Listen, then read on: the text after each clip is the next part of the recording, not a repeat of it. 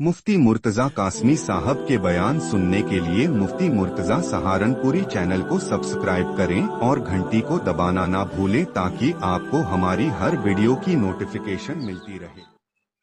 अऊज़ु बिल्लाहि मिनश शैतानिर रजीम। बिस्मिल्लाहिर रहमानिर रहीम। वलौ दुखिलत अलैहिम मिन अक़तारिहा सुम्मा सुइलुल फितनता लआतौहा वमा तलब्बसू बिहा इल्ला यसीरा वलक़द कानू आहदुल्लाह मिन क़ब्लु ला युवल्लून अल-अदबार वकान आहदुल्लाहि मस्ऊला। कुल लन यंफ़अकुमुल फ़िरारु इन फ़ररतुम मिनल मौति अविल क़त्ल व इज़न ला तुमत्तऊन इल्ला क़लीला। कुल मन ज़ल्लज़ी यअसिमुकुम मिनल्लाहि इन अराद बिकुम सूअन औ अराद बिकुम रहमह वला यजिदून लहुम मिन दूनिल्लाहि वलिय्यन वला नसीरा। सदक़ल्लाहु व मौलाना अल-अलियुल अज़ीम व सदक़ रसूलुहुन नबियुल करीम व नहनु अला ज़ालिका लमिनश शाहिदीन वश्शाकिरीन वल्हम्दुलिल्लाहि रब्बिल आलमीन।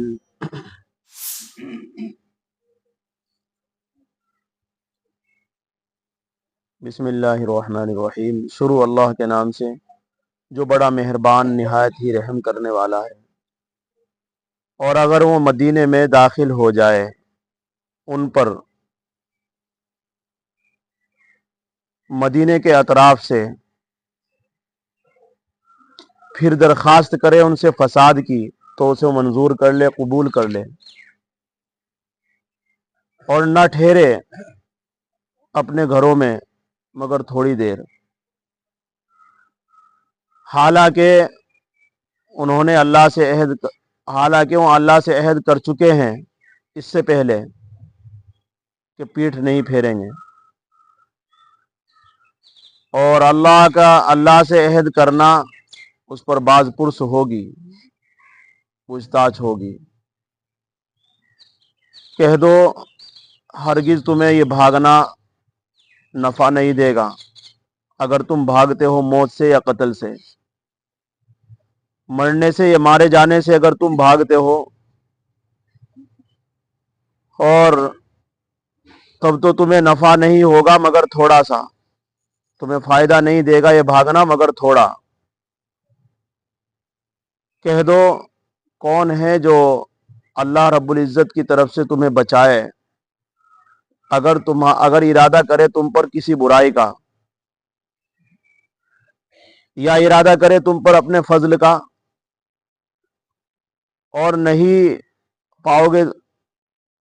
पाते हैं उनके लिए, अपने लिए नहीं पाएंगे अल्लाह के अलावा कोई हिमायती और ना कोई मददगार।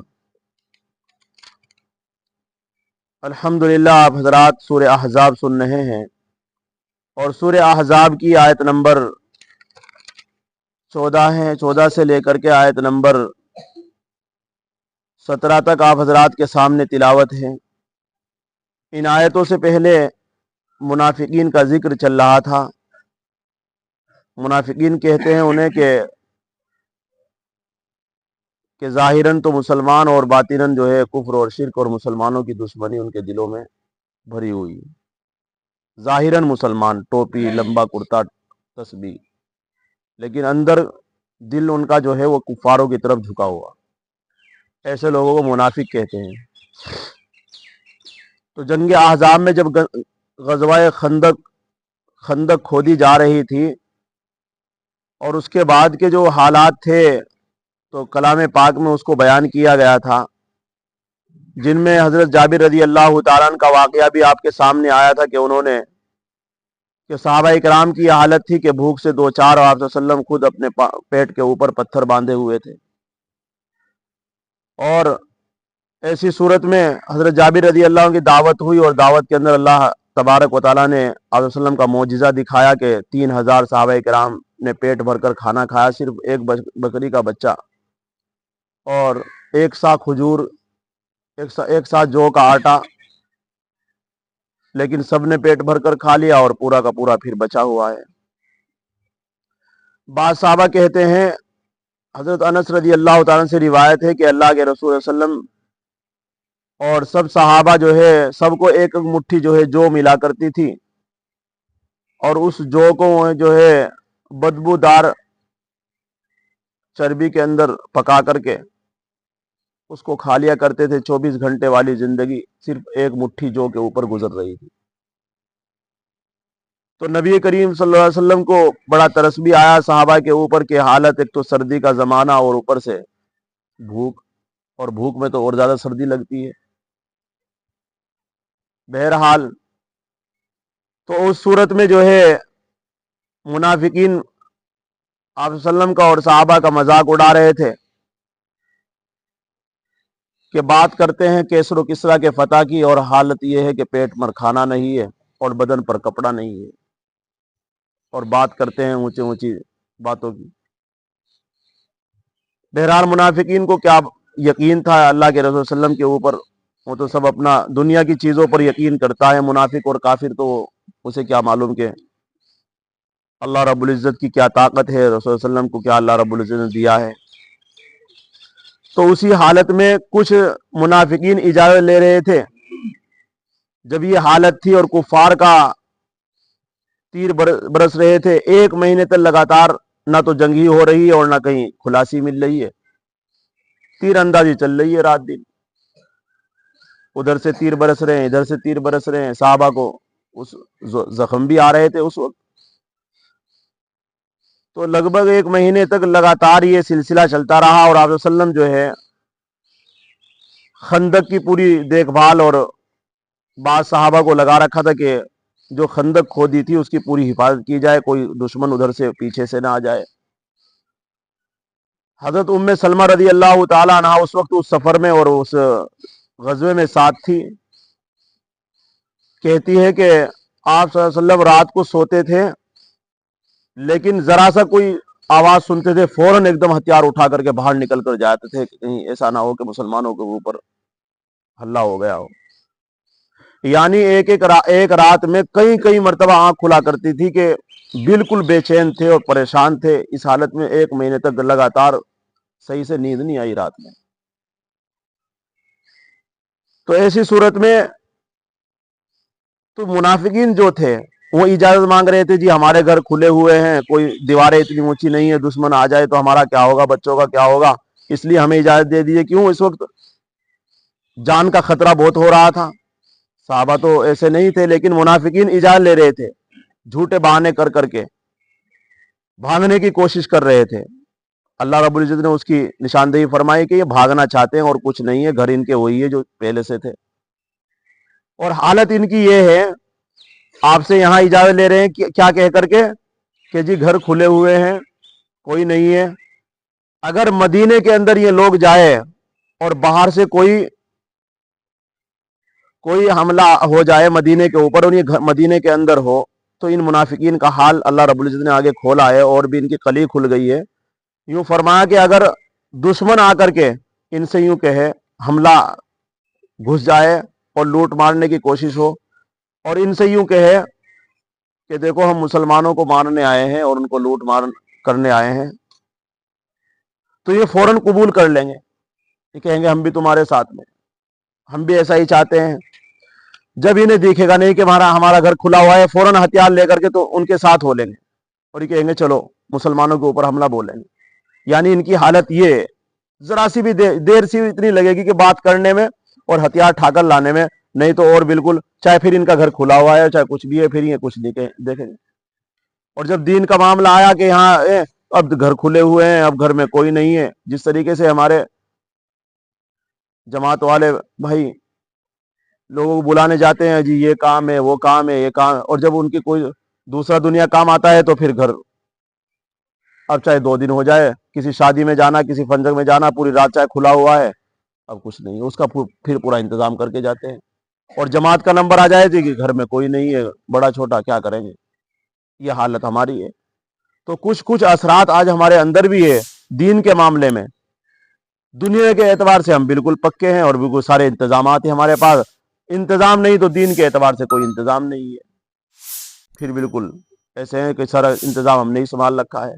اسی کو کلام پاک میں بیان کیا کہ وَلَوْ دُخِلَتْ عَلَيْهِمْ مِنْ أَقْطَارِهَا، اگر شہر میں مدینے کے اندر داخل ہو جائے ان پر مدینے کے اطراف سے، یعنی دشمن آ جائے، غنیم آ جائے، ثُمَّ سُئِلْ فِتْنَةَ، پھر ان سے فساد کی، لڑائی کی، جھگڑے کی، مسلمانوں کے اوپر حملے کی ان سے درخواست کرے، ان منافقین سے، لَآتَوْهَا، تو فوراً قبول کر لے، منظور کر لے۔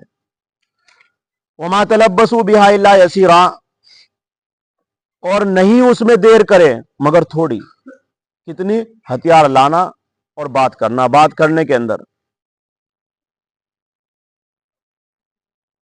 اس میں ہی ایک بات یہ بھی لکھی ہے حضرات مفسرین نے کہ بنو نذیر کا ایک آدمی، یہ تو لڑنے کے لیے آئے ہوئے تھے، آپ وسلم کے مقابلے پر تھے، ایک آدمی وہاں سے مدینہ آیا، ہوئی بن اختب، یہ ان کا سردار تھا، بنو نذیر جو یہود کا ایک خاندان تھا، اور بنو قریظہ یہ ایک یہود کا یہ بھی خاندان تھا، یہ مدینے میں تھا۔ انہوں نے عہد کر رکھا تھا کہ جی ہم آپ کے ساتھ نہیں لڑیں گے، سارے عہد کر رکھے تھے کہ ہم آپ کے ساتھ ہیں، آپ بے فکر ہو کر چلے جائیے، ہم مدینے کے اندر کوئی دقت نہیں آنے کی۔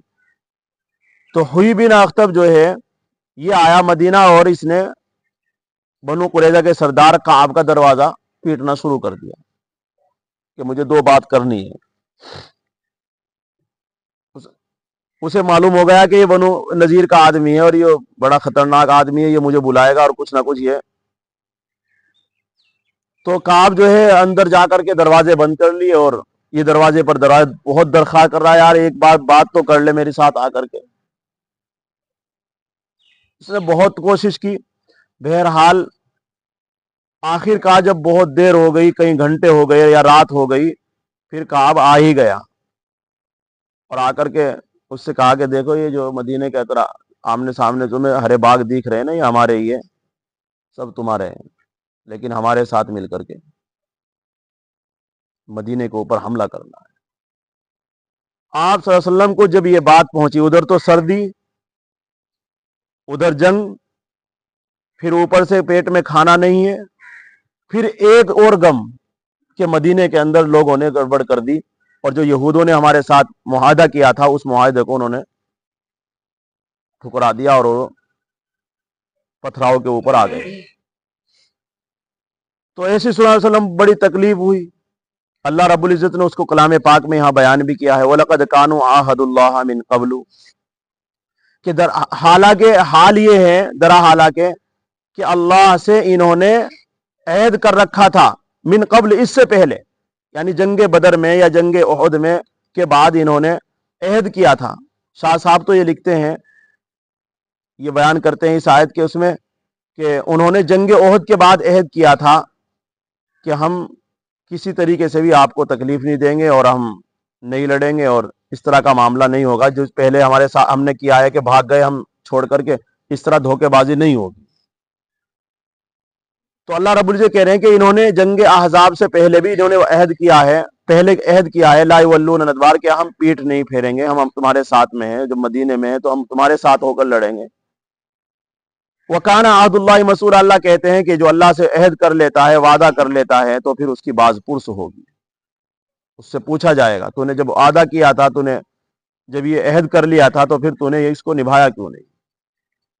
قُل لَّن يَنفَعَكُمُ الْفِرَارُ، کہہ دو کہ ہرگز تمہیں نفع، انہیں کہہ دو منافقین کو، یہ جو تم بھاگ رہے ہو، کبھی یہاں سے بھاگ رہے ہو، کبھی ادھر سے جو ہے نا عہد توڑ رہے ہو، یہ تمہارا جو بھاگنا ہے، ادھر ادھر آنا، ادھر کبھی ادھر چلا جانا، کبھی ادھر آ جانا، مسلمانوں کا پلڑا بھاری دیکھا تو ادھر آ کر جی ہم تمہارے ساتھ میں، اور ادھر اگر ہلکا دیکھا تو پھر ادھر آ گئے کہ ہم تمہارے ساتھ۔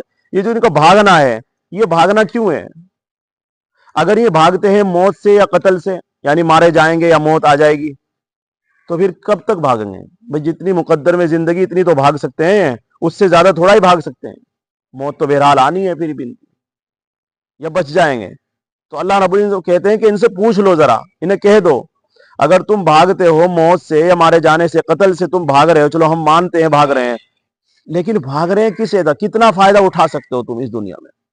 کتنا جیو گے؟ جتنا تمہاری زندگی میں زندگی لکھ رکھی ہے، وہ چاہے جنگ کے میدان میں ہو یا کہیں بھی ہو، تمہیں اتنا جینا تو جینا ہے، اور جب تمہاری موت ہے تم یہاں رہو یا مدینے میں رہو، موت تو آنی بہرحال ہے۔ تو اسی کو کلام پاک میں فرمایا قل ینفعکم الفرار، کہہ دو ہرگز تمہیں نفع نہیں دے گا یہ بھاگنا۔ ان فررتم من الموت، آج تم جماعت سے بھاگتے ہو، قرآن پڑھنے سے بھاگتے ہو، آج تم نمازوں سے دور ہو، یہ کب تک دور رہو گے؟ آخر کوئی تو دن آئے گا ہمارے پاس آنے کا، آج نہیں آؤ گے تو ایک دن تو آئے گا نا تیرے آنے کا، پھر بھی تو آئے گا تو۔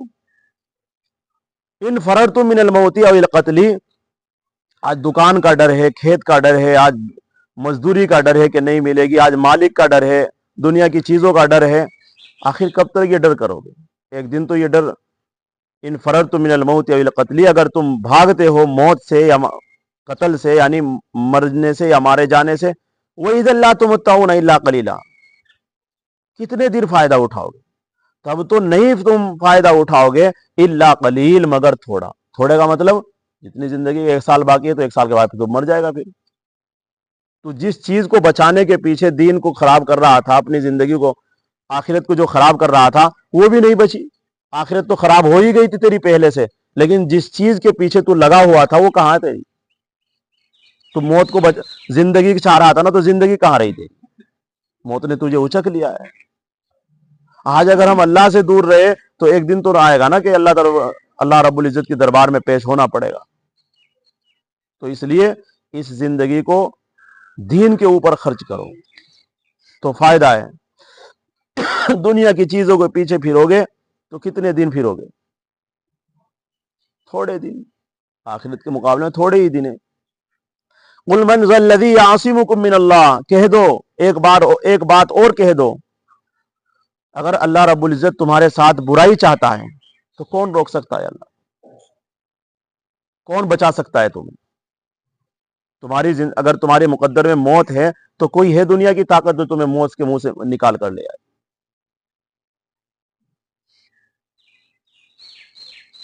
یا ایسے ہی اللہ رب العزت تمہیں فائدہ پہنچانا چاہتا ہے کہ کون ہے تو تمہارے فائدے کو روک دے؟ تمہاری جو زندگی ہے، تمہیں جو زندگی اللہ رب العزت دینا چاہتا ہے، اللہ اپنا فضل تمہارے اوپر ڈالنا چاہتے ہیں اگر دین کے ذریعے، تو کون ہے جو روک سکتا ہے؟ نہ اس کے فضل کو روک سکتا، نہ اس کی برائی کو کوئی تمہارے اوپر آنے سے روک سکتا ہے۔ تو اس لیے اللہ ہی تمہارا مددگار ہے، اللہ ہی حمایتی ہے۔ تم کہاں چلے جا رہے ہو؟ کلام پاک میں فرمایا قل من ذا الذی، کہہ دو کون ہے وہ یعصمکم من اللہ، جو اللہ سے تم کو بچائے۔ یعنی اگر اللہ نے ان اراد بکم سوءا، اگر تمہارے اوپر برائی کا ارادہ کر لیا ہے، تمہیں نقصان پہنچانے کا ارادہ کر لیا ہے، تو اس کے نقصان سے تمہیں بچا سکتا ہے کوئی طاقت ہے دنیا کی جو تمہیں بچا لے؟ ایسے ہی او اراد بکم رحمہ، اللہ تمہیں فائدہ پہنچانا چاہتا ہے، جنگ کے ذریعے تمہیں عزت دینا چاہتا ہے، اللہ تمہیں مال غنیمت دینا چاہتا ہے، او اراد بکم، تو پھر کون ہے جو تمہارے اس فائدے کو روک لے؟ وَلَا يَجِدُونَ لَهُم مِّن دُونِ اللَّهِ وَلِيًّا وَلَا نَصِيرًا، نہیں پاؤ گے ان کے لیے اللہ کے علاوہ کوئی حمایتی، کوئی دوست، ولا نصیرہ، اور نہ کوئی مددگار۔ یعنی اللہ ہی مددگار ہے، اللہ ہی دوست ہے، اللہ ہی حمایتی ہے۔ اللہ کی مدد کو، جب اللہ اپنی بندوں کی مدد کرنے پر آئے تو پھر دنیا کی کوئی طاقت نہیں کہ بندوں کا کچھ بگاڑ دے، اور جب اللہ اپنے بندوں کو نقصان پہنچانے پر آئے تو پھر دنیا کی کوئی طاقت نہیں کہ اس نقصان سے نکال دے۔ اس لیے ہمیں اللہ کی طرف ہی رجوع کرنا ہے، اور اسی سے مانگنا ہے، اسی کی طرف رہنا ہے، اور اسی کے کام کو لے کر بھی چلنا ہے۔ اللہ رب العزت ہم سب کو منافقت سے بچائے، اور اللہ تعالی ہم سب کو پکے سچے مومن بنائے۔ سبحان اللہ و بحمدہ، سبحانک اللہم و بحمدک نشہد ان لا